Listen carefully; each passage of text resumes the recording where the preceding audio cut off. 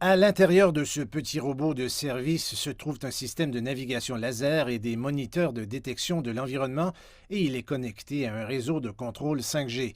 Le robot de service Internet des objets fournit des fournitures médicales dans les hôpitaux, ce qui peut sembler simple, mais pour le maintenir en bon état de fonctionnement, il faut une montagne de travail, configurer ses routines de déplacement, maintenir son système d'exploitation et son réseau de contrôle, résoudre les erreurs possibles et, enfin, former ses utilisateurs. C'est tout le travail de Zoé Lee depuis 2017, lorsqu'elle est devenue ingénieure de service chez un fabricant de robots logistiques hospitaliers. Les choses n'étaient pas faciles au début.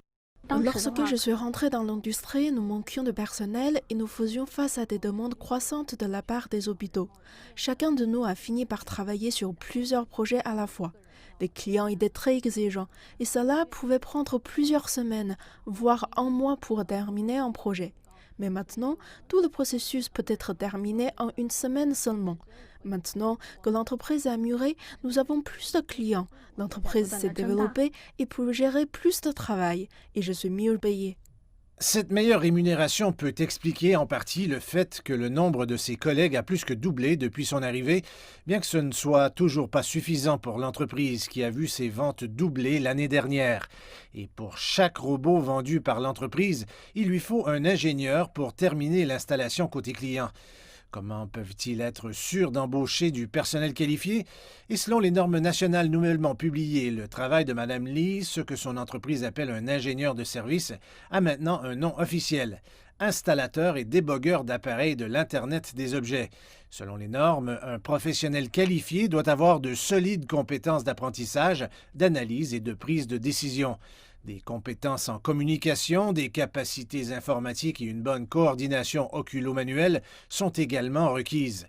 On espère que la publication des normes officielles pourra aider l'entreprise à accéder plus facilement aux employés qui satisfont aux normes de qualification. C'est comme une étiquette ou un drapeau qui permet aux capacités d'une personne d'être reconnue afin qu'elle puisse être disponible pour la sélection. Maintenant, nous cherchons principalement des employés parmi ceux qui occupent des postes connexes, mais cela a ses limites. Avec les nouvelles normes, nous espérons que les collèges commenceront à offrir des cours spécialisés pour la profession et que les diplômés s'intéresseront à notre industrie, puisqu'elle est maintenant officiellement reconnue. Le ministère chinois des Ressources humaines et de la Sécurité sociale a récemment publié des normes nationales pour 20 professions, dont certaines auxquelles vous n'auriez peut-être jamais pensé auparavant. Opérateur de systèmes de robots industriels, administrateur de la chaîne d'approvisionnement, opérateur de sport électronique et installateur et débogueur de dispositifs de l'Internet des objets. Toutes sont des professions de haute technologie et leur reconnaissance officielle est une bonne indication de l'orientation future des industries et des professions chinoises. Les nouvelles normes, en particulier les 4 nouvelles, indiquent un changement d'orientation de la main-d'œuvre chinoise. Il est passé du stade initial où il était dominé par le travail primaire à un stade où il sera dominé par les compétences.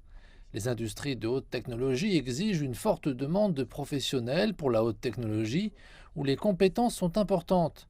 Les 4 nouvelles normes d'emploi montrent l'attention que la Chine accorde au développement des employés qualifiés et cela aura un impact important sur le développement industriel. Au cours du 13e plan quinquennal de 2015 à 2020, la Chine a formellement certifié 10 millions de nouveaux professionnels hautement qualifiés et a organisé son tout premier concours national de compétences professionnelles en décembre dernier.